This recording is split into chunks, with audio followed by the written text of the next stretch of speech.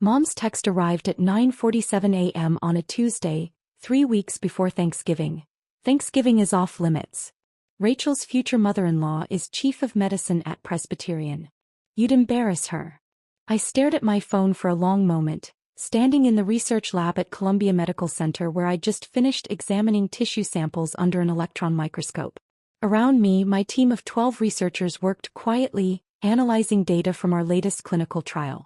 The breakthrough we'd achieved in regenerative cardiology was going to change how we treated heart disease.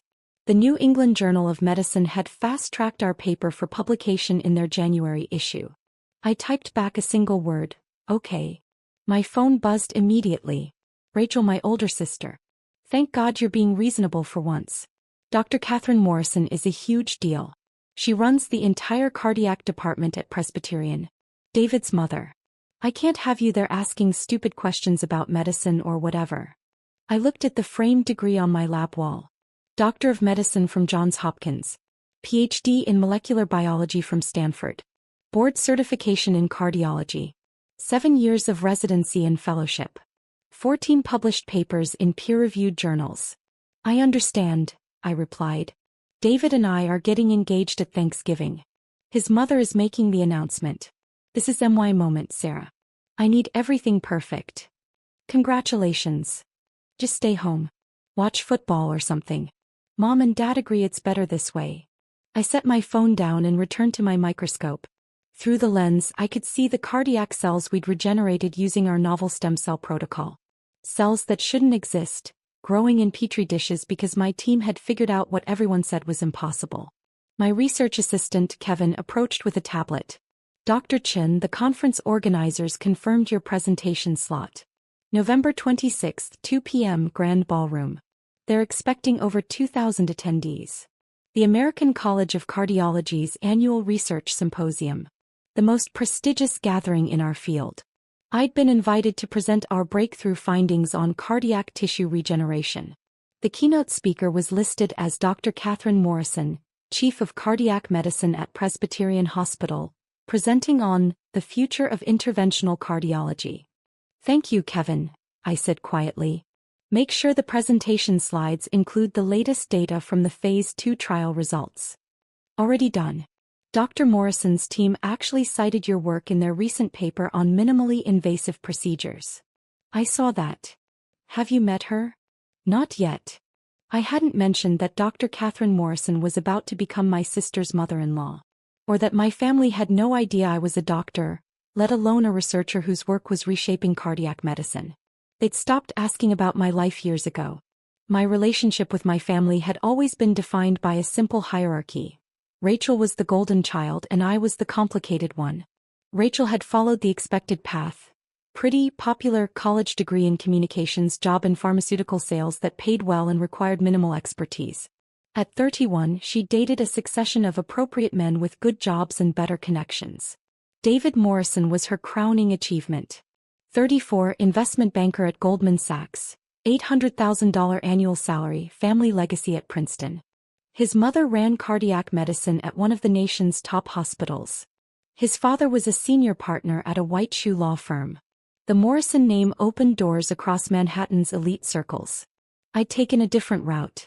At 18, I'd been accepted to Johns Hopkins for pre-med with a full scholarship. Medical school? Mom had said, her voice uncertain. That's so many years, Sarah. What if you want to get married? I'd gone anyway. 4 years of medical school, 3 years of internal medicine residency, 4 years of cardiology fellowship, all while publishing research that caught the attention of the National Institutes of Health. At 33, I was an attending physician and director of regenerative cardiac research at Columbia Medical Center, leading a team that had just completed a clinical trial showing we could regenerate damaged heart tissue using modified stem cells.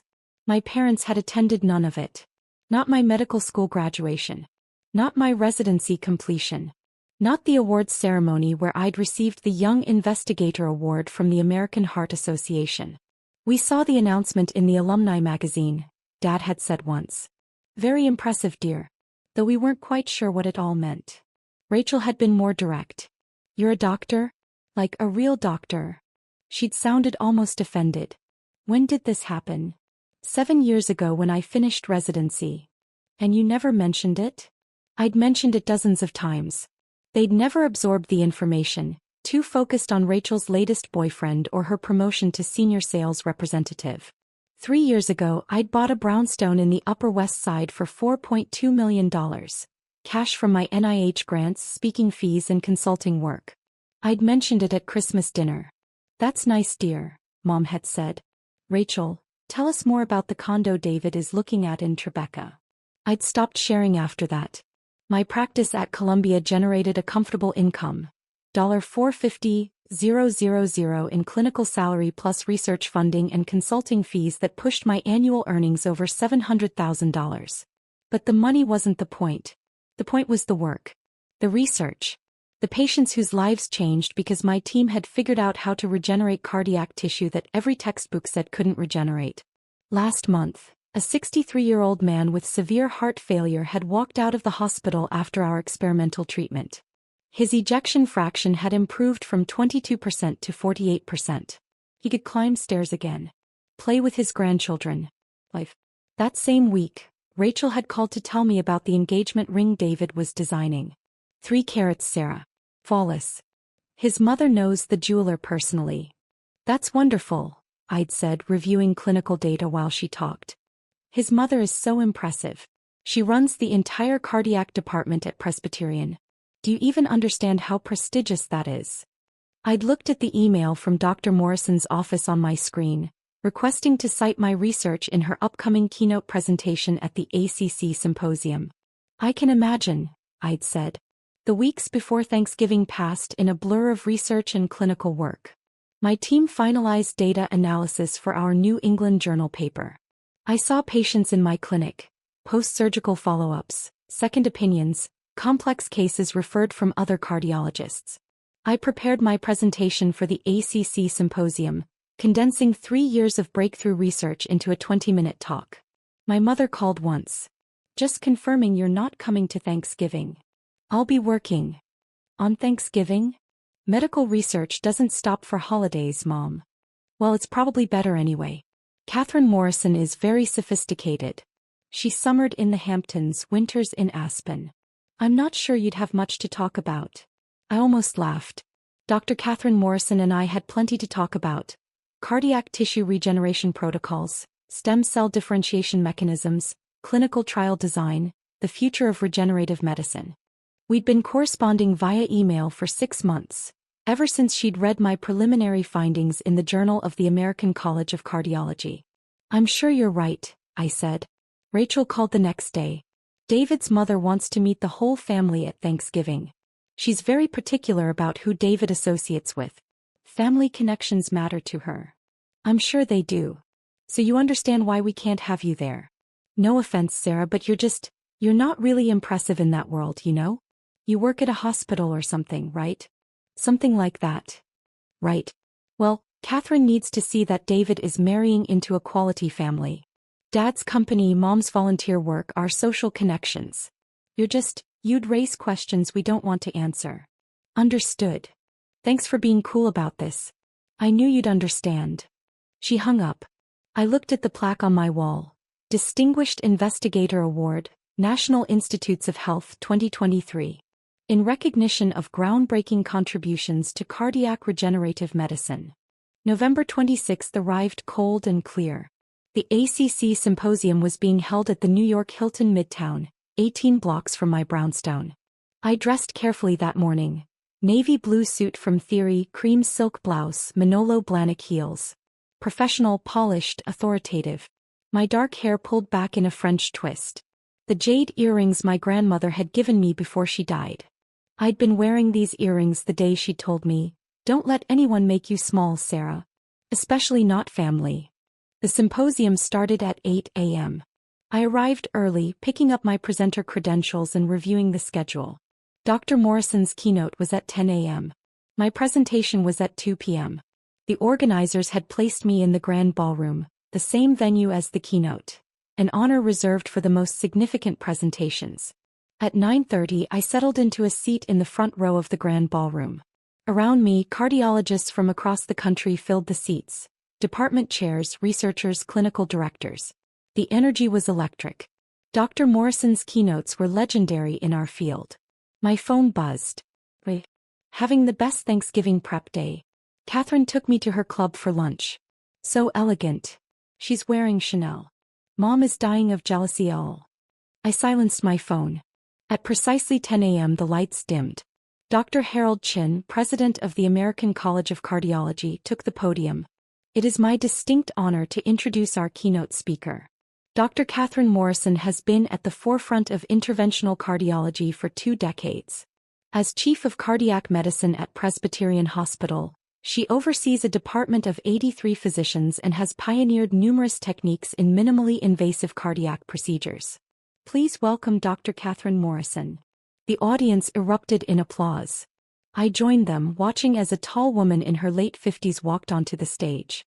Silver hair cut in a precise bob, black suit that probably cost more than most people's monthly rent, presence that commanded immediate attention. She looked exactly like her professional photos, but more formidable in person. Thank you, Dr. Morrison said, her voice clear and confident. Today I want to discuss the future of cardiac medicine, particularly the extraordinary developments in regenerative cardiology that are transforming how we approach heart disease. She clicked to her first slide, a diagram of cardiac tissue structure. For decades we believed damaged cardiac tissue was permanent. A heart attack destroyed cells, left scars, reduced function forever. We managed symptoms, but we couldn't heal the underlying damage. She paused. That belief was wrong. Next slide. A microscopic image of regenerated cardiac cells. My cells. From my research. Over the past 3 years, breakthrough research has demonstrated that we can, in fact, regenerate functional cardiac tissue. The implications are staggering. She looked directly at the audience. I'm honored to present this groundbreaking work today, research conducted by one of the brightest minds in our field. My heart rate increased slightly. Dr. Sarah Chin, attending physician and director of regenerative cardiac research at Columbia Medical Center, has developed a novel protocol using modified stem cells to regenerate damaged myocardium. Her Phase 2 clinical trial results, published last month in the Journal of the American College of Cardiology, show a 43% improvement in ejection fraction among patients with severe heart failure. She clicked to the next slide. My published data, my graphs, my name prominently displayed. 43% improvement. In patients who had exhausted all other options. Patients we would have listed for transplant or sent home to die. Dr. Chen's work is quite literally saving lives. The audience murmured, impressed. I sat very still. I've had the privilege of corresponding with Dr. Chen over the past 6 months, reviewing her protocols, discussing her methodology. Her rigor is exceptional. Her vision is transformative. Dr. Morrison smiled. I'm pleased to announce that Presbyterian Hospital will be collaborating with Columbia Medical Center to expand this research, with Dr. Chen leading a multi-center trial across 6 hospitals. More applause. Several people in the audience turned to look around, trying to identify me. But I don't want to steal her thunder. Dr. Chen will be presenting her full findings this afternoon at 2 p.m. in this very ballroom. I strongly encourage everyone to attend. It will be the most important presentation you hear this year. She paused, scanning the front row. In fact, I believe Dr. Chen is here now. Sarah, would you stand? Every eye in the room turned toward the front row. I stood slowly, turning to face the audience. 2,000 cardiologists looked back at me. There she is, Dr. Morrison said warmly. The future of cardiac medicine. Give her the recognition she deserves. The applause was thunderous. I nodded once, then sat back down, my face carefully composed despite my racing heart. Dr. Morrison continued her keynote, spending the next 40 minutes discussing her own work in interventional procedures and how it would integrate with regenerative approaches. She cited my research 6 more times, each citation more effusive than the last. When the keynote ended, I was immediately surrounded by colleagues wanting to discuss my findings.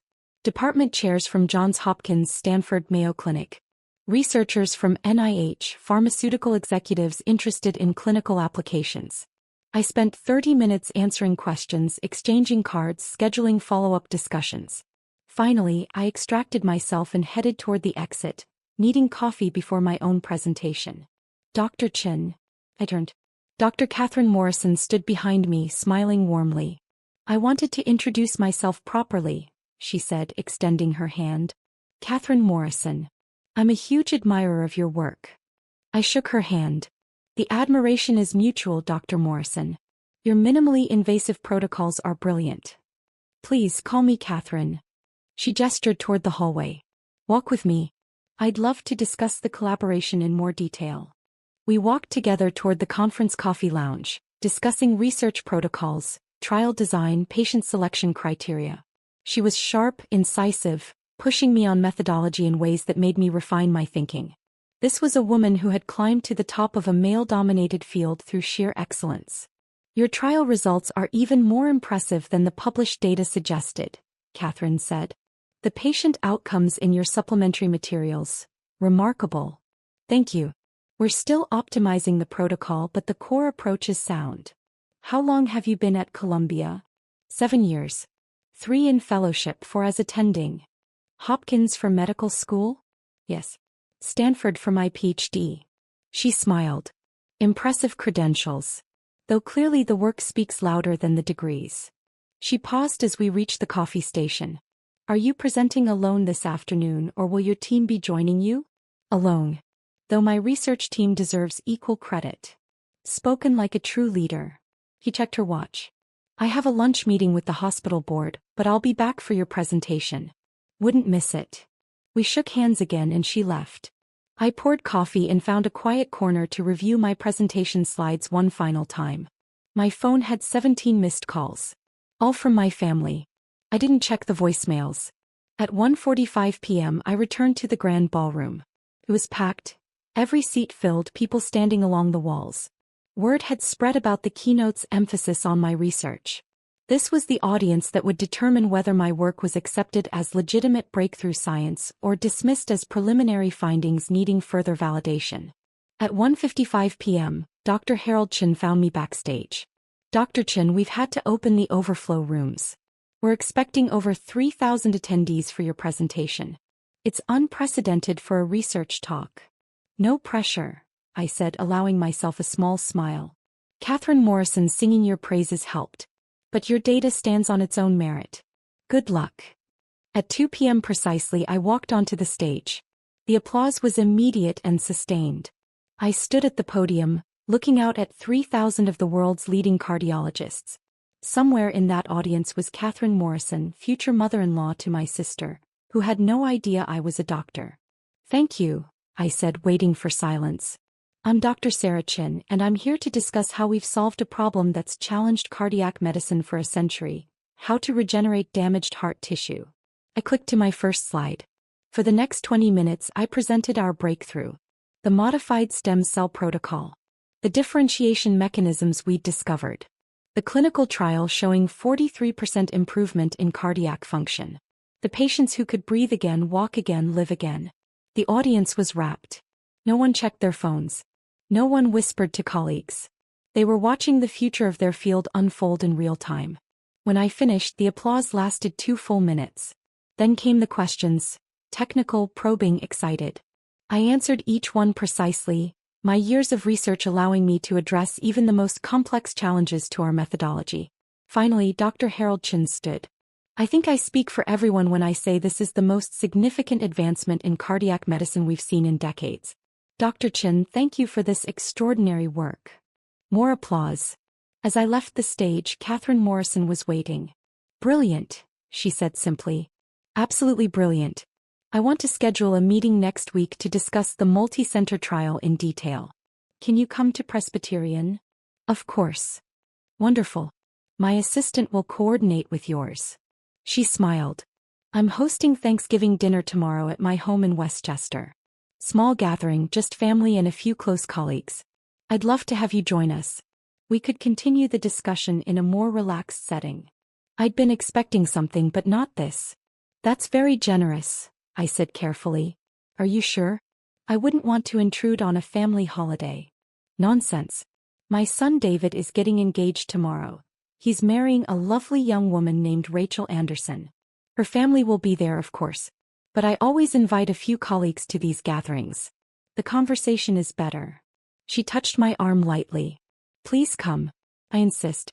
6 p.m. I'll text you the address. Rachel Anderson. My sister. I'll be there, I heard myself say. Catherine smiled. Excellent. Fair warning. Rachel's family is lovely but not particularly medically inclined. You might need to explain what you do in simpler terms. I'm used to that. She left to catch her train back to Westchester. I stood in the empty ballroom processing what had just happened. My phone buzzed. 23 missed calls now. 12 voicemails. 47 text messages. I opened my sister's texts first. Where are you? Said you're not coming to Thanksgiving.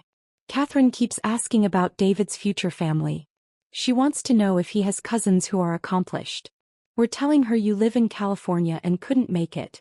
Do not show up tomorrow. I'm serious, Sarah. I looked at the last message sent 15 minutes ago. Catherine just called.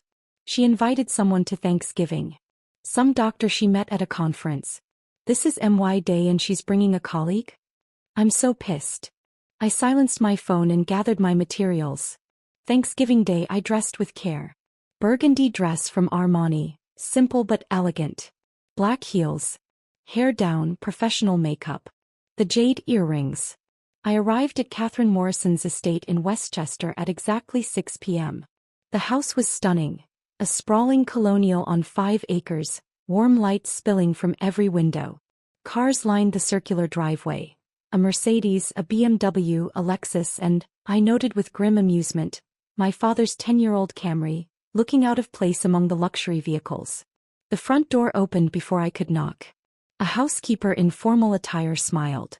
Dr. Chin? Dr. Morrison is expecting you. May I take your coat? I handed over my cashmere coat and followed her inside. The home was beautifully appointed, antique furniture, original artwork, the kind of understated wealth that comes from old money and good taste. Voices drifted from the living room, along with the sound of champagne glasses clinking. Catherine appeared in the hallway wearing an elegant cream pantsuit. Sarah. So glad you could make it. She took my arm warmly. Come meet everyone. Fair warning. The conversation has been a bit surface level so far. You'll be a breath of fresh air. We entered a large living room where about 15 people mingled with cocktails. I saw my family immediately. Mom and Dad stood near the fireplace, looking simultaneously thrilled to be in this home and terrified of saying the wrong thing. Mom wore a department store dress she'd probably bought specifically for this occasion, fingering her champagne flute nervously. Rachel stood across the room in a tight red dress, her arm through David's. David Morrison looked exactly like his photos. Tall, handsome in a generic way, wearing confidence like an expensive watch. He was in mid-story making several guests laugh. None of them had seen me yet. Everyone, Catherine announced, her voice cutting through the chatter. I'd like to introduce a very special guest. This is Dr. Sarah Chin, attending physician and director of regenerative cardiac research at Columbia Medical Center. The room turned toward us. I watched my family's faces in sequence. Dad first, confusion, then recognition, then something like shock. Mom, eyes widening, champagne glass frozen halfway to her lips. Rachel, her face going through a remarkable transformation. Confusion. Recognition. Disbelief. The champagne glass slipped from her fingers. It shattered on Catherine's hardwood floor, crystal fragments and golden liquid spreading across the wood. The room went silent. Oh my God, Rachel whispered. I'm so sorry, she said louder, looking at Catherine, her voice high and panicked. I'm so sorry, I'll clean it up, I don't know what happened. It's fine, Catherine said smoothly, gesturing to the housekeeper. Accidents happen. Sarah, let me get you a drink. What would you like? White wine, thank you. As Catherine guided me toward the bar, I heard my mother's sharp whisper, what is she doing here? And my father's urgent response, how is she a doctor? David approached us at the bar, extending his hand with practiced charm. Dr. Chin, I'm David Morrison. My mother has been raving about your research all day. I shook his hand. Nice to meet you, David. I have to admit, I don't usually understand half of what my mother discusses about medicine. But even I could tell your presentation was something special. She showed me the video. 43% improvement in cardiac function? That's incredible. Thank you. David. Rachel appeared at his elbow, her face still pale, her smile brittle. This is This is my sister. David's expression went blank. Your sister. Sarah. My younger sister. From California. Rachel's voice was desperate, trying to maintain the lie even as it crumbled around her. Sarah doesn't live in California, my mother said, appearing behind them. She lives in New York. We thought. She trailed off, unable to articulate what they'd thought. Catherine looked between us, understanding dawning. Sarah's your sister? Rachel, you never mentioned your sister was a physician. I didn't, she never. Rachel floundered. She never told you? Catherine's voice was carefully neutral, but her eyes were sharp, reassessing. We haven't been particularly close, I said quietly, sparing Rachel the complete humiliation. My fault. I've been focused on my research. It was a lie. A kindness I wasn't sure Rachel deserved but gave anyway. Catherine studied me for a moment, then nodded slowly. Well, this is a lovely surprise. David, you never mentioned your fiancé's sister was in medicine. I didn't know, David said, looking at Rachel with something between confusion and irritation. Rachel said her sister worked in California doing something with hospitals? I work at a hospital, I confirmed. Columbia Medical Center. As a director, Catherine added. And an attending physician. And a published researcher who's revolutionizing cardiac medicine. He turned to my parents. You must be so proud. My father opened his mouth, closed it, opened it again. We are. Very proud. Sarah is so modest she never really explained the full scope of her work. Another lie. But one that preserved their dignity, so I let it stand. Dinner was announced, mercifully cutting through the awkward tension. Catherine had arranged a formal dining room with place cards. I found myself seated between Catherine and a researcher from Mount Sinai, far from my family. Rachel was at the opposite end next to David, looking like she might be sick. Throughout dinner, Catherine and I discussed research. The Mount Sinai researcher joined in, then a cardiologist from Yale sitting across from us. The conversation was technical, detailed, engaging.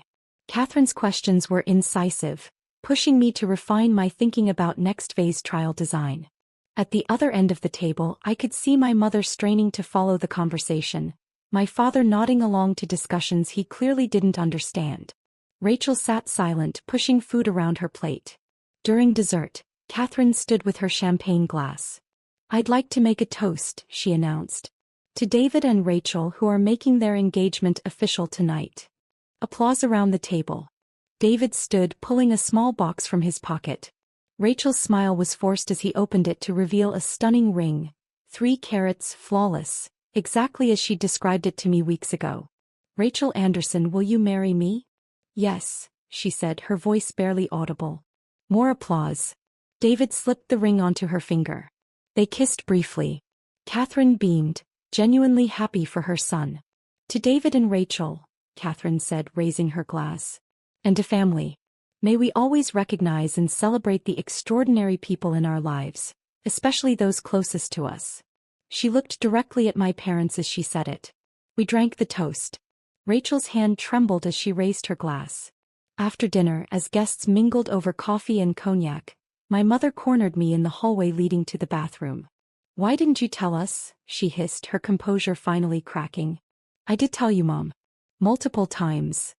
You said you worked at a hospital. You never said you were some famous researcher. I'm not famous. I'm a doctor doing my job. Catherine Morrison thinks you're brilliant. Do you know how that makes us look? We told her you lived in California. We said you weren't close to the family. And then you show up as her special guest and everyone finds out you're some kind of medical genius. I'm not a genius. I'm a physician who works hard. And we look like fools who don't even know our own daughter's accomplishments. Her voice rose. Do you have any idea how humiliating this is? For you? Or for me? He stopped, caught off guard. I've been a doctor for 7 years, Mom. I've sent you every publication, every award announcement, every career milestone. You never responded. You never asked. You never came to a single event. I kept my voice quiet, controlled. Tonight is humiliating for you because you're discovering in front of strangers that you don't know your own daughter. That's not my fault. We thought you were just working at a hospital. Like an administrator or something. Why would you think that? Because you never made it sound important. Or because nothing I did could ever be as important as Rachel marrying someone with the right last name? She flinched. Rachel appeared at the end of the hallway. Mom, Catherine wants a family photo with David and me. Mom straightened her dress, her social mask sliding back into place. Of course, darling. She walked away without another word to me. Rachel lingered for a moment. You did this on purpose, she said quietly. Did what? Showed up tonight. Made me look like an idiot in front of David's mother. I was invited. I accepted. I didn't even know you'd be here until Catherine mentioned it. Bullshit. You knew exactly what you were doing. Rachel, I have spent 7 years building a career while you planned charity luncheons and dated investment bankers. I didn't do any of it to embarrass you. I did it because I wanted to save lives. I met her eyes. If you feel embarrassed, that's about your own insecurity, not my success. Her face flushed red. David's mother thinks I lied to him about you. You did lie to him about me. Because I didn't know. You never told us you were some big deal doctor. I told you I was a doctor. You never asked what kind or where I worked or what I did. You weren't interested. Why should I have to ask? Normal people just tell their families important things. I tried. For years. You weren't listening. She stared at me for a long moment, tears threatening. This was supposed to be my night. My engagement. My moment. It still is. Catherine is waiting for a photo with you. You ruined it. No, Rachel. I just showed up. The rest was already there. She left, her heels clicking sharply against the hardwood. I stood alone in the hallway for a moment, then returned to the living room. The evening wound down around 10 p.m. Guests began making their departures. I found my coat and was saying goodbye to Catherine when David approached with Rachel beside him. Dr. Chin, he said formally. I wanted to apologize. I should have made more effort to know Rachel's family before tonight. That's between you and Rachel, I said evenly.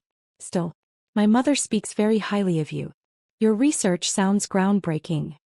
Thank you. Rachel stood silent, the massive engagement ring glittering on her finger. I hope we'll see more of you, David continued. Family events, holidays. You're always welcome. I glanced at Rachel's frozen expression. That's kind of you. Catherine appeared, touching my arm warmly. Let me walk you out, Sarah. At my car, Catherine paused. I need to apologize, she said quietly. I had no idea there was complexity with your family situation. It's not your fault. Still, I put you in an awkward position by inviting you. She studied me in the dim light from the house. Can I ask you something directly? Of course. Your family.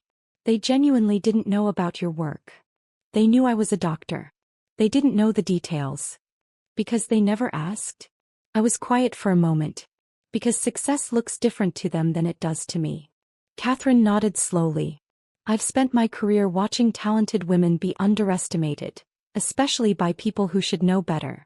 She squeezed my arm gently. Your research is going to save lives, Sarah. Thousands of lives. That matters more than any family drama. Thank you. And for what it's worth, David needs to understand the family he's marrying into. Tonight showed him that. Better to learn now than after the wedding. I managed a small smile. Always the pragmatist. Always. He stepped back. I'll have my assistant set up that meeting for next week. Presbyterian, Tuesday at 2. I'll be there. I drove home through quiet Westchester streets, then the highway back to Manhattan. My phone buzzed constantly. Texts from my mother, my father, my sister, all demanding explanations, apologies, understanding I didn't owe them. I silenced them all. At home in my brownstone, I changed into comfortable clothes and poured a glass of wine. The city glittered outside my windows, millions of lives intersecting in the darkness.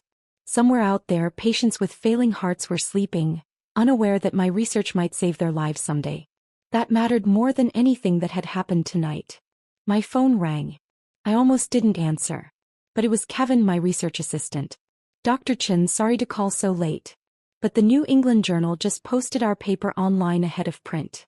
It's already got 200 citations and the media is picking it up. NPR wants an interview tomorrow. I pulled up the journal website on my laptop. There it was. Regeneration of functional cardiac tissue using modified stem cell protocol. Results from a phase 2 clinical trial. Sarah Chin MD PhD et al. The work that mattered. The work that would outlast family drama and hurt feelings in broken champagne glasses. Schedule the interview, I said. And Kevin, thank you for everything.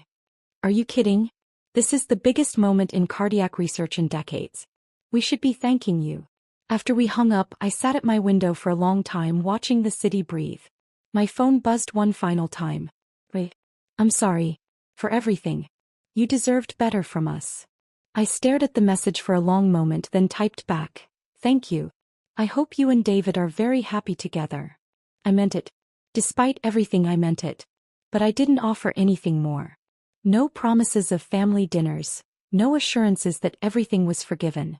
Some distances took more than one apology to bridge. Maybe someday. On my terms. For now, I had research to finish, patients to treat, lives to save. That was enough.